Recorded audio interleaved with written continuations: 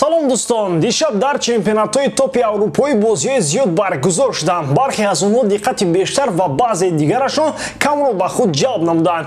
Ин табиист ки ҳар як мухлиси футбол бо дар назардошти дастаи дӯстдоштаи худ ва бозингари барои худаш беҳтарин бозиҳоро интихоб мекунад. Имрӯз мо аз аввалинҳо шуда бозиҳои шаби гузаштаро шарҳ медиҳем. Қаблан ҳамон чизеро ки ҳамеша аз шумо хоҳиш мекардам бори дигар такрор хоҳам кард. Ба канал подписатсия карда ин видеоро барои паҳн шудан ба дигарон лайк монед. Барои пешравии кор ва баланд шудани сифати ҳар як видео ин амали шумо кӯмак хоҳад кард. Акнун дар ягон ҷо поза ёнбошро гиред, мо бошад сайр мекунем. Дӯстон, футболи даставӣ дар ҷӯшу хуруш аст ва имрӯз низ моро як қатор тоб рақобатҳо интизор аст. Манчестер Сити дар Этихад Вестхеми нотакрорро пешвоз мегирад. Реал барои мавқеи якумро нигоҳ доштан кӯшиш мекунад Севильяро мағлуб созад. Ва бале, бозии асосии ин ҳафта байни Челси ва Манчестер Юнайтед. Девҳои сурх бе Сулшер ба чӣ кор қодиранд? Тамошои бозиҳоро бо 1x метавонед ҷолибтар кунед. Регистратсияи осон, пур кардани маблағ аз томи гӯшаву канори дунё ва коэффициентҳои баланд. Вале аз ҳам муҳим бонус то $100 дар аввалин пардохт бо промокоди AMG0777. Ҳамаи маълумото дар комментария. Ба ҳама муваффақият.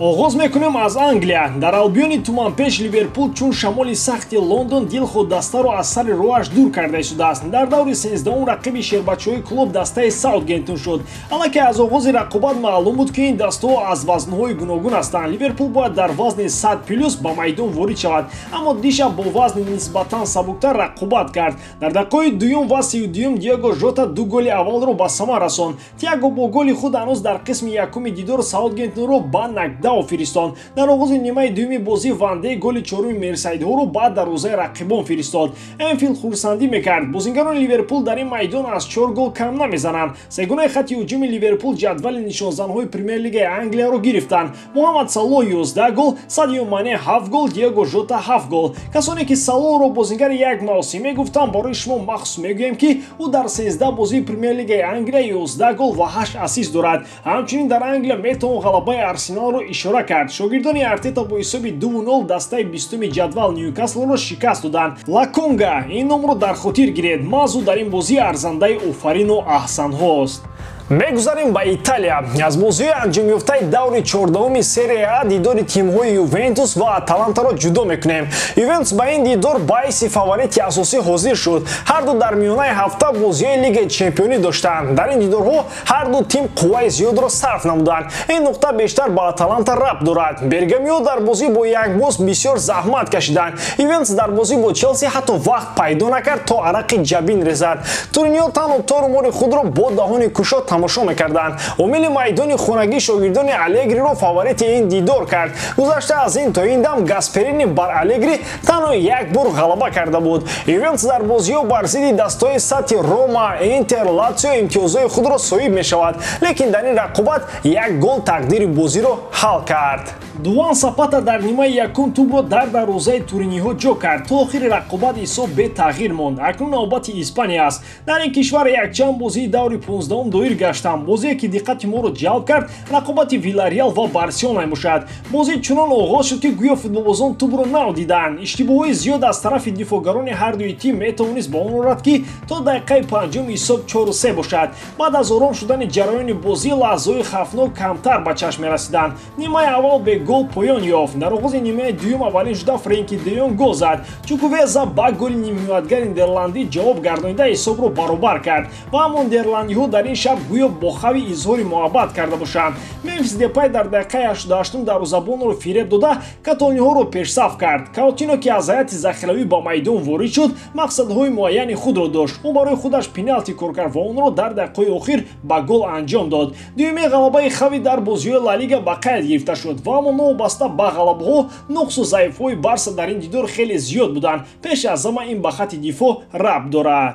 Дар Германия қаҳрамони оянда Бавария ба Армения бо ҳисоби минималии 1-0 дастболо шуда Боруссия Дортмунд тавонист Волсбургро бо натиҷаи 3-1 мағлуб созад. Хабари муҳимтарин аз Бундеслига баргаштани Холланд ба майдон мебошад. Ӯ голи 5-уми худро дар Бундеслига ба самар расон. Бозиҳои дигари ҷолиби пурмазмун имшаб баргузор мешаванд ки ҳар яке аз онҳо арзандаи тамошоянд. Дар байни ҳамаи онҳо рақобати Челси ва Манчестер Юнайтедро шумораи зиёди мухлисон интизоранд. сармуҳаррири маҷаллаи France Football Паскал Ферре дар бораи рақобати Месси ва Роналдо ибрози андеша кард.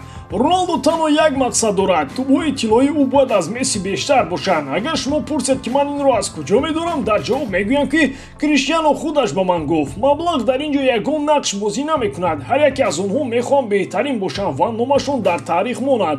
Агар шумо таваҷҷӯҳ карда бошед, Месси ва Роналдо дар моҳҳои сентябр ва октябр голи зиёд мезананд. Ин тасодуф нест, маҳз дар ҳамин моҳҳо овоздиҳӣ сурат мегирад, ишора кард Ферре. Айни ҳол Месси 6 тӯби тиллоӣ дорад. Роналдо бошад дар хазинааш 5 тӯби тиллоро маҳфуз доштааст. Дирӯз дар интернет аксҳое нашр шуданд ки дар он Месси риши худро қоқ тарошидааст. ин маънои онро дорад ки ӯ барои гирифтани тӯби тиллоӣ омода мешавад. аллакай ҳамаи чиз маълум аст. Агар Криштиано воқеан ҳамчунин мақсад дорад, ягон ҷои айбаш нест. ӯ аз Месси тӯби тиллоиро дуздиданӣ нест ку. Мехоҳад дар натиҷаи рақобати солим шумораи ҷоизаҳои инфиродиашро бештар кунад. Агар Паго 29 ноябр тӯби тиллоиро Месси гирад, барои ин ҳафтум хоҳад буд. кори Роналдо даҳчанд мушкил мешавад.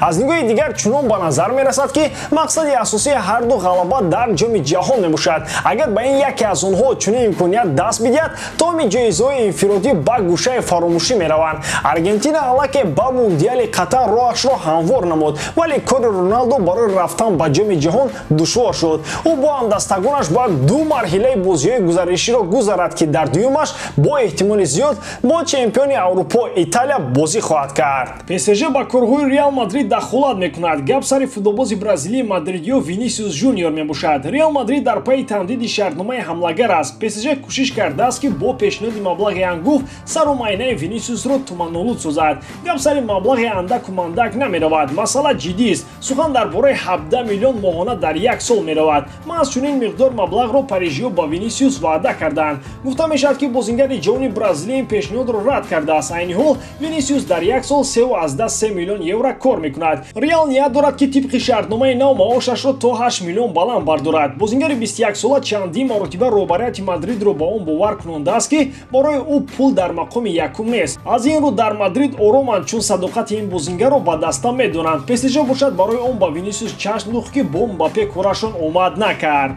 ҳамлагари фаронсавӣ бепул тобистони оянда меравад. пас зани ПСЖ ба сатҳи нав баромад. аз ҳама хуб ин корро Реал мекунад. пештар ин дар масъалаи Мбаппе буд, акнун Винисиус ҳам ба ин бозиҳои тоҷу тахт ҳамроҳ шуд. қаблан вақте ки кори футболбози бразилӣ дар Реал омад намекард, президенти даста Флорентино Перес фурӯхтани ӯро қатъиян манъ карда буд. имсол Винисиус дар ҳамаи мусобиқот дар ҳайати мадридиё 18 бозӣ гузаронда 10 гол ва 7 ассист дорад.